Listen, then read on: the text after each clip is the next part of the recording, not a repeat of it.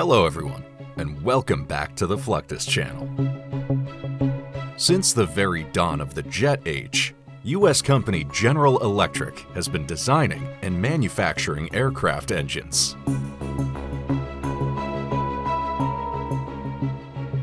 Thanks to GE's advancements, planes have been able to fly further, travel faster, and transport more cargo.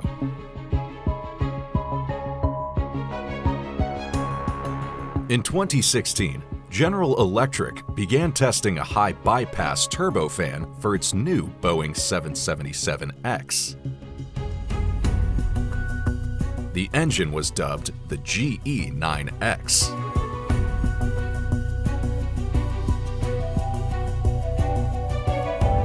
It was constructed from the GE90 design, but featured a larger fan, advanced materials such as ceramic matrix composites, and higher bypass and compression ratios.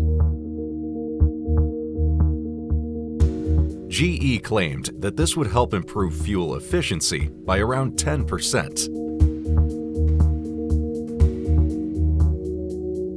However, the company still had to perform years of testing to make sure its design would be successful.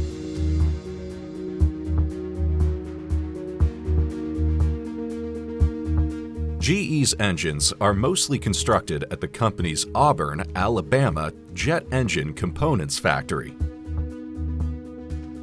GE spent over $4 billion to create this state-of-the-art planet from the ground up. Since the teams employed here would be working on many new technologies,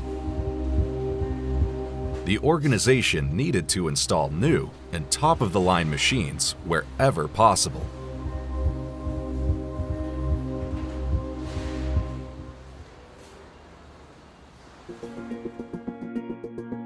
Though based in the United States, GE has facilities all around the world, all of which serve a variety of different purposes and functions.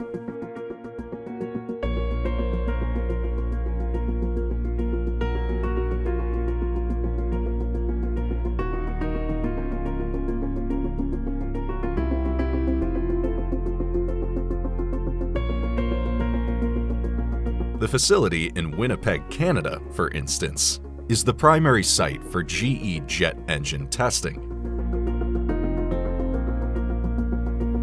Here, teams can perform ice certification testing, cold start testing, bird and dust ingestion scenarios, and endurance tests. During these experiments, the engine is carefully monitored inside and out using a combination of digital cameras and electronic sensors. This information is directly streamed to Cincinnati, so the engineers who design the jet engines can monitor the tests in real time. In order to accommodate testing for the new GE90X, General Electric had to further enhance the multi-billion-dollar facility over the course of several months.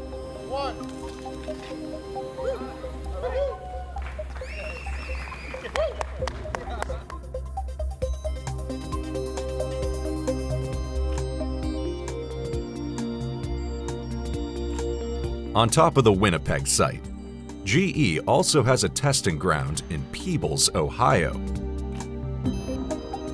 Throughout 2016, this is where some of the most important tests of the GE9X were performed.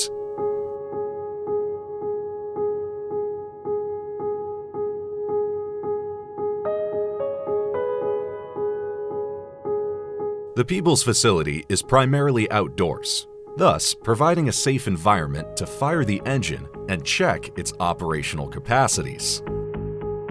This is usually done very early in the development stage, when the engine is still a prototype. During the GE9X's first test, the engine completed 375 cycles in 335 hours of runtime. This helped validate the engine design in terms of aerodynamic performance, mechanical system behavior, and secondary air system heat management. Such inspections are essential to producing a reliable final product for the company's customers.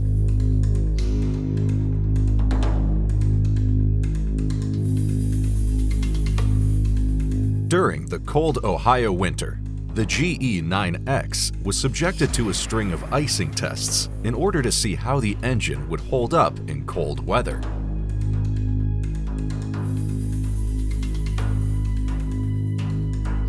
The Peebles facility actually possesses the biggest ice fan in the world, which allows engineers to get a first-hand look at the engine's resistance to extreme temperatures.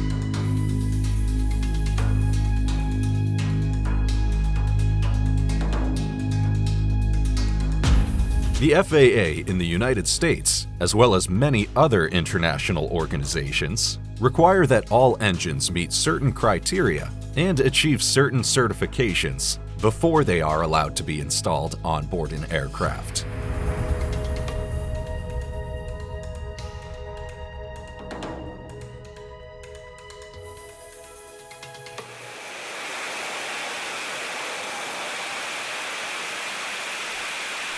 It's hard to overestimate how important it is for all of an engine's parameters to be tested thoroughly.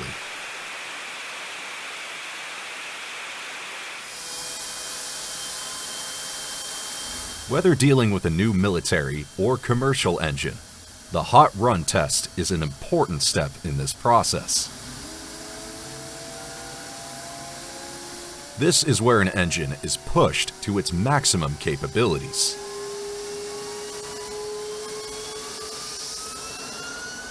This is usually done with the exhaust directed into some form of heat-absorbing apparatus.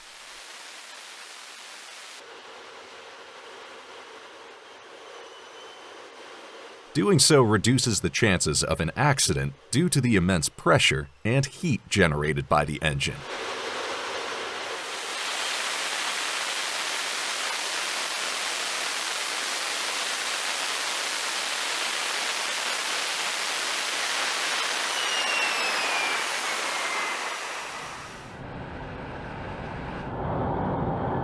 Afterburners are additional combustion components designed to increase thrust for supersonic flight, combat, or emergency takeoff.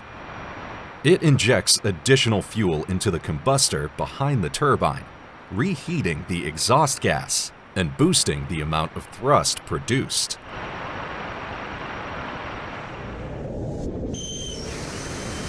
Since this greatly decreases fuel efficiency, it is generally used in short bursts rather than for long periods.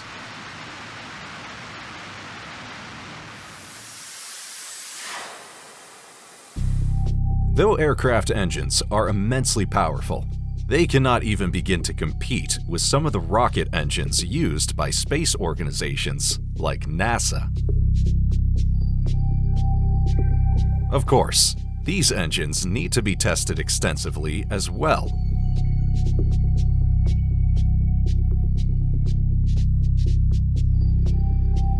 These static tests help confirm that the engines will be able to produce the immense amounts of thrust necessary to push a spacecraft into orbit.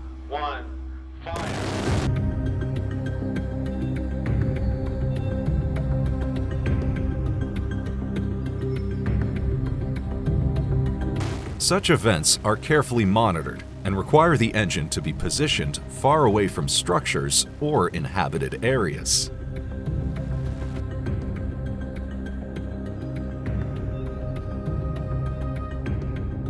Even though they generally only last a few minutes, the amount of heat and energy produced is incredible.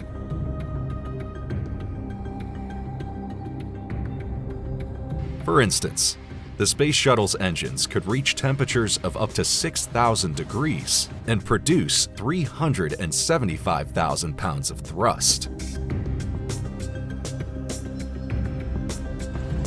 Modern rockets can produce over 1 million pounds of thrust when paired together.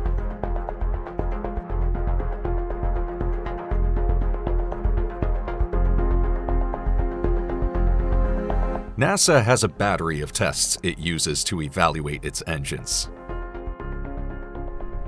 However, It also has various systems in place to support the rocket during launch, or prevent a launch from going poorly. A good example is this launch pad water deluge test.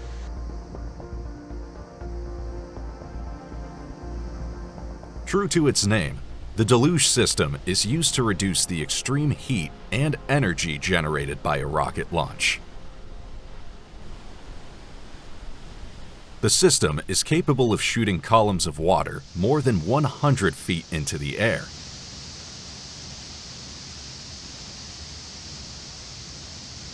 The roughly 450,000 gallons produced during an evacuation are directed into a huge channel located underneath the launch platform. Within just a few seconds, most of the water is already gone. Complicating matters is the fact that, as new types of rockets and platforms are introduced, new versions of this deluge system must be developed.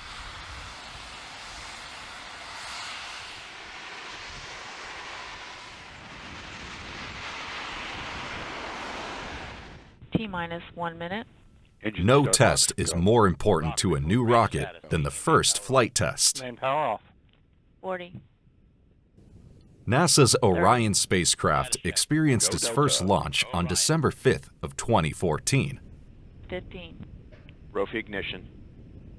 8. The Orion was placed atop a United Launch Alliance Delta IV Heavy rocket, which took off at roughly 7 a.m.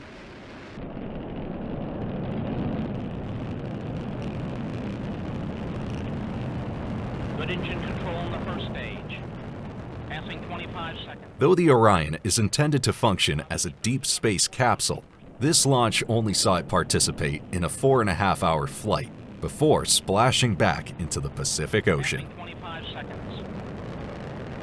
Velocity 1,341 feet per second. Passing 31 seconds, still looking good. Good engine control. Good chamber pressure. Rocket launches, while they are regularly much more successful than they were in the space program's early days, are still carefully monitored by teams on the ground. 2 seconds in. Max Q, maximum dynamic pressure on the vehicle. Passing 124, Mach 1. The 4 now. As the Delta IV builds up power, it begins to travel at speeds of 1,341 feet per second. Coming up 1 minute 40 seconds.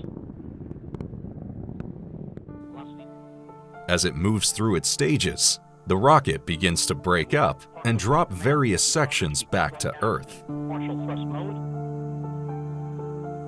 Standing by for main engine cutoff.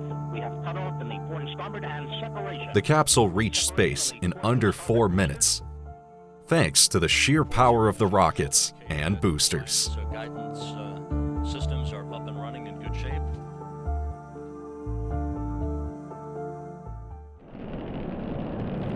The ability to abort a launch and safely carry crew members out of harm's way is critical to the future of modern space flight.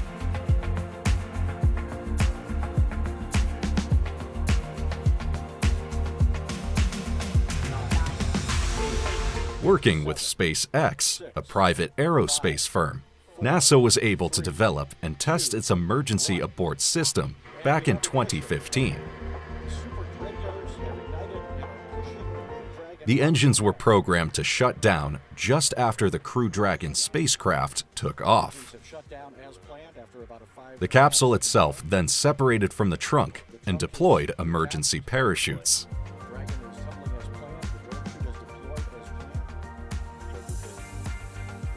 These managed to bring the craft safely back down to Earth from a height of around 2,000 feet. If something goes wrong during a launch, this system will ensure the capsule separates from the rocket and splashes down safely, protecting the crew and equipment.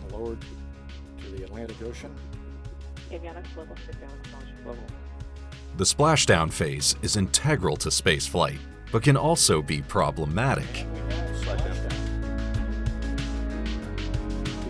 Space capsules are extremely heavy and can only float for a specified amount of time.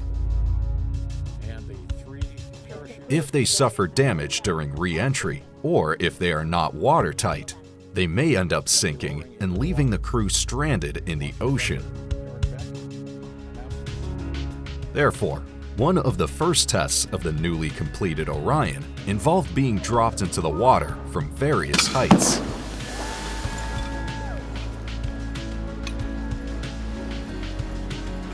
While hardly sophisticated, this test could make all the difference for the safety and security of the crew.